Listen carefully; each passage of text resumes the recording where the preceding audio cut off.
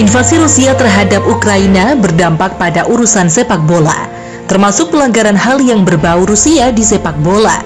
Sang pemilik Chelsea, Roman Abramovich, yang berasal dari Rusia juga tak luput terdampak. Baru-baru ini melepas kepengurusan dalam tubuh Chelsea terkait imbas invasi. Hal ini banyak memunculkan spekulasi apa yang akan terjadi ke depannya terhadap tubuh The Blues. Terlepas dari itu, bagi Chelsea sejak kepemilikan Roman Abramovich adalah berkah tersendiri. Sebab hal ini tentu menjadi dasar Chelsea selama ini menikmati apa yang pernah dilakukan sang bos dalam perkembangan sepak bola klub London Barat tersebut. Datang ke London pada tahun 2003 dengan latar belakang bisnis yang berkembang di bawah pemerintahan Vladimir Putin, Roman Abramovich dengan cepat muncul sebagai salah satu orang terkaya di Rusia ketika itu. Roman memutuskan untuk berinvestasi dalam bidang olahraga. Ia memutuskan untuk merogoh koceknya pada tahun 2003 untuk berinvestasi di klub Chelsea. Meskipun ketika itu, ia ditawari klub besar lain seperti Manchester United maupun Tottenham. Ada banyak alasan yang mempengaruhi Roman dalam keputusannya membeli Chelsea. Selain sebelumnya ia sudah memiliki tempat tinggal di London, hutang Chelsea yang menggunung ketika itu membuat Chelsea ditawarkan dengan harga saham yang murah. Chelsea bersedia untuk menjual seluruh sahamnya kepada Roman.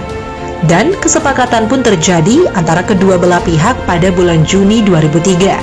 Awalnya Roman membeli saham 50% Chelsea dengan harga 30 juta pounds atau setara dengan 574 miliar rupiah sebelum akhirnya menyelesaikan pengambil alihan penuh dengan total 140 juta pounds atau 2 triliun rupiah. Di luar Chelsea, sebenarnya Roman juga berminat terhadap klub London lainnya yakni Spurs. Namun kesepakatan antara Roman dan Tottenham pada saat itu mengalami kegagalan. Karena Daniel Levy, sang pemilik Tottenham, hanya bersedia menjual 30% saham milik Tottenham. Sejak kedatangan Roman Abramovich di Chelsea, beberapa sektor yang amburadul perlahan mulai dibenahi, termasuk fasilitas, infrastruktur, maupun jaringan bisnis. Sejak pengambil alihan Abramovich, Chelsea telah meningkatkan beberapa fasilitas termasuk tempat latihan mereka. Tempat latihan Chelsea, Cobham, adalah tempat semua pemain tim utama dan tim cadangan berlatih selama kompetisi. Cobham berkembang perlahan dengan baik. Semakin baik fasilitasnya, semakin baik pula konsep latihannya. Tak jarang pemain muda yang menjadi tulang punggung Chelsea lahir berkat berkembangnya fasilitas ini. Selain itu, Roman membangun sebuah museum Chelsea agar para penggemar bisa bernostalgia atau bagi siapa saja orang awam yang ingin tahu lebih banyak tentang Chelsea. Hal ini sepertinya remeh, tapi secara tidak langsung ini berguna untuk meningkatkan citra Chelsea sebagai calon klub besar di mata dunia dan juga sekaligus meningkatkan sumber daya pendapatan klub. Setiap klub besar mesti memiliki basis penggemar fanatik di beberapa negara. Kemampuan untuk menjangkau massa penggemar sepak bola di seluruh dunia penting bagi Chelsea. Hal itulah yang dikerjakan Roman Abramovich dengan timnya guna mengenalkan Chelsea ke pasar global. Setelah 2 atau 3 tahun sejak kedatangan Roman ke Chelsea, jumlah penggemar Chelsea di negara-negara Asia seperti China, Korea, Jepang, dan juga di benua Amerika telah meningkat secara drastis. Dan ini bukan kebetulan, tetapi digarap secara serius oleh pemilik. Kedua, Abramovich mengembangkan strategi pemasaran global lainnya seperti tur pramusim di Asia dan Amerika, maupun membuat official megastore atau tempat menjual merchandise Chelsea di seluruh dunia. Kerja keras sang pemilik Roman Abramovich dan tim public relations serta pakar pemasarannya telah membantu Chelsea tumbuh menjadi lebih dari sekadar klub sepak bola dan perlahan sudah menjadi merek yang mendunia. Fasilitas dan jaringan bisnis yang oke belum apa-apa jika Chelsea tidak berprestasi. Maka dari itu, mendatangkan pemain bintang untuk mendongkrak prestasi adalah prioritas Abramovich. Membawa dan meyakinkan pemain bintang untuk bermain di sebuah tim memang tak mudah. Butuh sosok yang bisa dipercaya untuk menangani itu. Dalam hal ini, Roman membajak seorang mantan kepala eksekutif yang sukses bersama Manchester United, Peter Kenyon. Kenyon dipercaya Roman untuk mengepalai operasi pembangunan di tubuh Chelsea dalam segala bidang.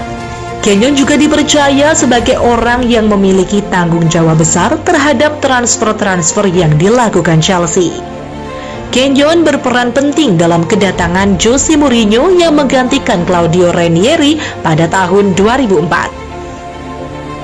Kenyon juga yang meyakinkan produsen perlengkapan olahraga seperti Adidas dan Samsung bergabung di Chelsea.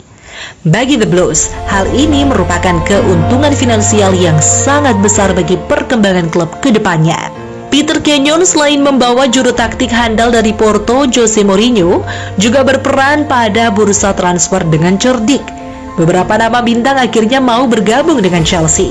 Pembelian pertamanya yakni seorang remaja bek kanan Inggris bernama Glenn Johnson diambil dari rival London lainnya West Ham bersama rekan setimnya Joe Cole.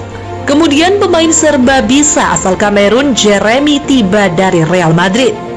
Lalu kedatangan sayap eksplosif Damien Duff dari Blackburn Rovers dan gelandang Scott Parker dari Charlton Athletic. Pemain lain yang datang yakni Wayne Bridge yang dibeli dari Southampton. Ada juga Juan Ferron dan Hernan Crespo, dua bintang Argentina yang direkrut dari MU dan Inter Milan. Lalu jangkar kunci Real Madrid asal Prancis Claude Makélélé dan bintang Rumania Adrian Mutu yang dibeli dari Parma.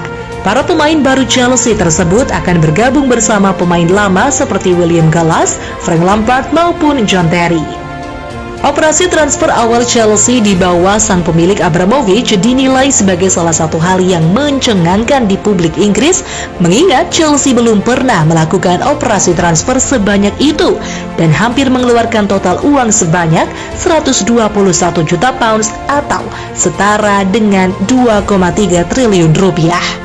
Kiprah Chelsea sebagai klub yang berisikan para pemain bintang pun mulai terasa dampaknya ketika berbanding lurus dengan prestasi yang dicapai.